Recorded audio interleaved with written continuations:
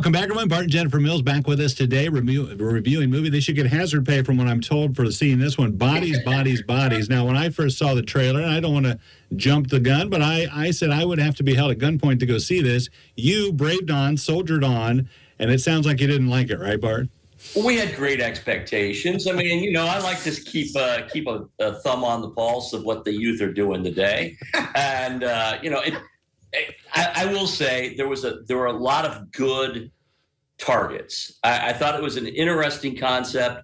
It was really well written. I guess the star of the whole thing really is this Kristen Rapinian. And she's a young woman who wrote a story for New Yorker magazine quite a few years ago called The Cat Person.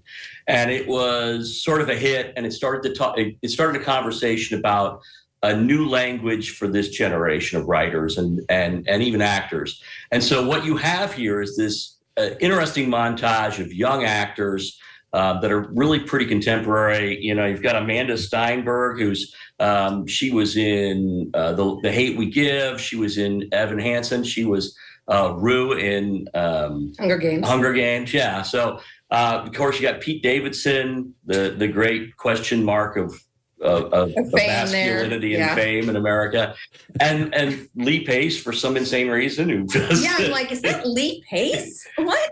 But the language is interesting. They target a lot of different things. There's a lot going on here. So there's some conversations about race. There's some conversations about class. There's some conversations about entitlement. The problem is it's all wrapped up in this almost comic view of this generation of young people. And there's too many targets for a 90-minute movie. And so it just doesn't play out that well. Well, Jennifer, I saw that somebody had mentioned in a review that the plot really wasn't the most important thing, but give us a sense of what it was. I know it involves a game that they play where you're labeled as the murderer. Kind of take us from there. So, yeah, I mean, they're all having this party at Pete Davidson's house, who's, uber rich. And there's this game that they play called Bodies, Bodies, Bodies. It's sort of almost like a tag kind of thing where you're supposed to go hide in this huge house, and then no one knows who the murderer is. And then once you get picked by the murderer, you have to just lay there and pretend like you're dead until everyone is picked, right? So it was supposed to be kind of a murder mystery, but there really wasn't any mystery there,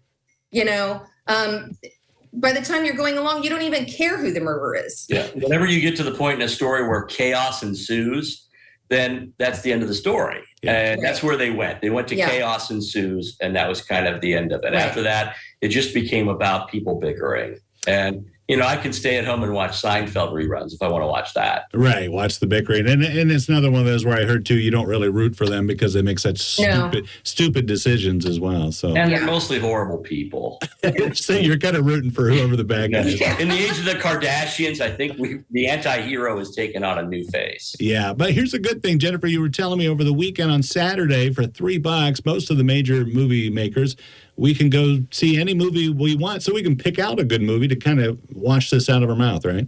Yes, absolutely. And I'm going to run through a list of movies that we have seen and that we would recommend going back to see again. Or if you haven't seen them, they're definitely worth paying. I mean, they're way more than $3, but take advantage of this really great deal. Those movies would be Top Gun Maverick, Nope, Bullet Train, Thor, Love and Thunder, Spider-Man, No Way Home, Jurassic Park, Dominion, and then they're bringing back Jaws to big screen.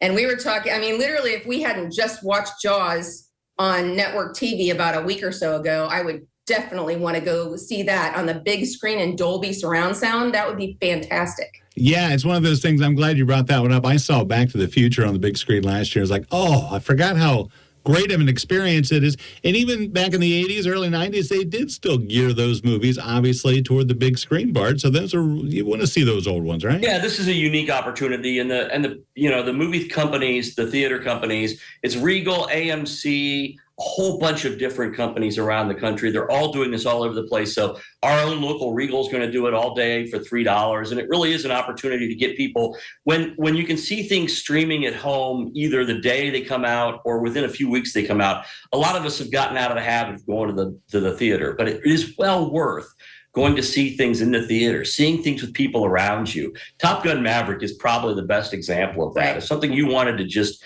celebrate with other people because it's big and it's goofy and it's loud, and that's what we want. Yeah, And so- and they jump. When I saw it, they got up and people jumped up and clapped. So it is an Yeah. experience Yeah. to go. You want want that that communal community experience, experience. yeah. Yep. Right, agreed. Thank you guys. Appreciate it. It was always good talking to you as always. Thanks. Thank you. Yeah, we'll see you later. We'll be back right after this.